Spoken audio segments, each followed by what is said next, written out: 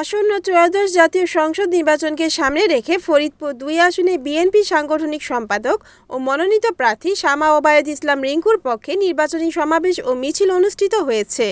নগরকান্দা উপজেলার পুরাপাড়া ইউনিয়নের ৪ নম্বর ওয়ার্ডের বড় কাজুলি গ্রামে ফায়েক মেম্বারের বাড়িতে এই সমাবেশের আয়োজন করা হয়। অনুষ্ঠানটির আয়োজনে ছিল বড় কাজুলি গ্রামবাসী। সমাবেশে প্রধান অতিথির বক্তব্যে বিএনপি মনোনীত প্রার্থী শামা ওবায়দ ইসলাম রিংকু উপস্থিত নেতাকর্মী ও সাধারণ জনগণের কাছে ধানের শীষ প্রতীকের পক্ষে ভোট প্রার্থনা করেন।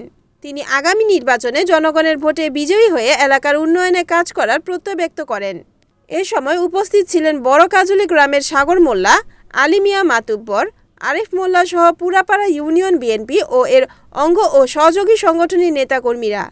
এছাড়া নারী, পুরুষ, শিশু সহ স্থানীয় বিপুল সংখ্যক মানুষ, নগরকান্দা উপজেলা বিএনপির নেতাকর্মী এবং প্রার্থীর সফর সঙ্গীরা অংশ নেন।